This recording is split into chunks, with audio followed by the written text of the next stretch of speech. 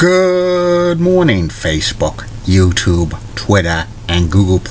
This is Rich again, back for your first video blog for the day for Tuesday, June 21st, 2016, around 6:39 in the morning, Billerica, Massachusetts. Gonna be a humid day out today, maybe some thunder showers, and this is associated with a cool front.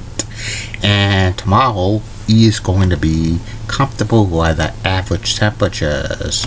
Thursday, a little more humid, and then Friday, average temperatures. Next week could be several straight days in the 90 degrees, a heat wave. Wait and see about that. Weather could change. Some news to report. The Chicago White Sox beat the Boston Red Sox by the score 3-1 in 10 innings.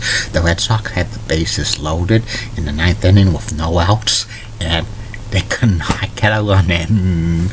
And if you can't get a run in with the bases loaded with no outs in the bottom of the 9th, you don't deserve to win the game. And the Lowell Spinners are now 4-0, and it's Happy National Selfie Day. And that's about it on news. My first video blog subject of the day is my take on time traveling. For many years, there's been so much speculation and stuff that time traveling is possible. There's been books about it, fiction, turning back to the 19th century when Jules Verne wrote about the time machine book, which was a great fiction book. There's also been a lot of television series about time traveling. The Time Tunnel, which lasted 1 year on ABC from 1966 to 1967, and then Quantum Leap, TV show 4 years, and plus Sliders, which was on the Fox and Sci-Fi. A lot of movies about time traveling.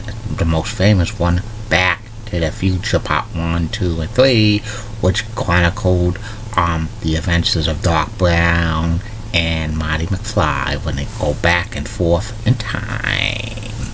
And there's been a lot of urban legends about time traveling in the past, and there's been actually some photos in recent years about people in carrying a cell phone in the 1920s from a time traveler, or a couple people from who were hippies in the 60s seeing stuff in the 20s, and those are just maybe urban legends and stuff. And the way time traveling will work, how it would work is a person would have to go through the speed of light. Also, they would have some strings attached to them, and also they would have to make a wormhole. And all those three things, trying to go back in time, would be very difficult to do, because the speed of light is very extreme, and if you go so fast and something happens, you could kill yourself. Also, like a wormhole, with so much damage it would cause if you construct it to go back in time, and it could cause a lot of damage, and with something with strings and stuff is a little bit more dangerous and stuff. And traveling into the future is you need something with the time and a few other stuff that's very hard to explain. And time traveling could be maybe a lot of difficult, because if you time travel in the past and you bump into distant family members, it's just could be time paradox. And if you kill that distant family member in the past, you're running the risk of you not being in existence.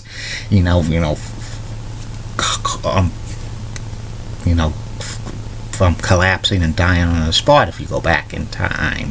Plus, if you bring stuff like time traveling and you bring a cell phone or something that looks futuristic and you visit and you get you get caught, you could get put in a, you could be committed and stuff like that. And also sometimes if you go back in the past, you could bring information to the people you see from the future, and then they could maybe use it for financial gain and cause alternate years and stuff like that. And time traveling, maybe even though it looks like a good concept, but how is it gonna work if you need to go back home after a while, after you time travel, because you're not gonna settle like years before you were born. Or some people like to time travel to see their younger self again and tell them advice not to do this, not to do that. I sometimes have dreams about time traveling and stuff. Go back in my high school days and middle school days to kind of warn myself about stuff.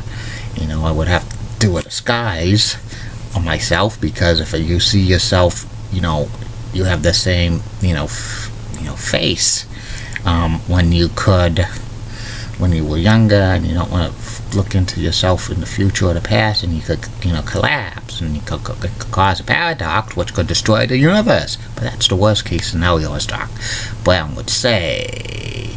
So my humble opinion on time travel, it's a decent concept, but I don't know if it's real or not, or I don't know if it will ever come to fruition. Maybe there could be safer ways to time traveling, but I do not think the government or NASA would ever approve such a thing, because I think the cost of trying to be time traveling would be extremely prohibitive.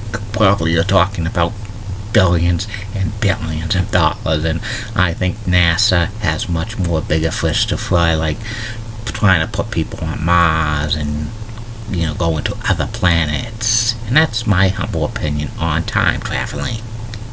And 2 more video blogs coming today. One will be about Wicked Bites, the restaurant show on WRKO and Nesson, hosted by Pat Whitley. And third and final video blog of the night will be about former ESPN announcer, host, and current NBC Sports announcer Mike Tirico. Keep calm, everybody. And I'm a Julie Button guy. Molly Roseblood of WCCO rocks and has nice legs.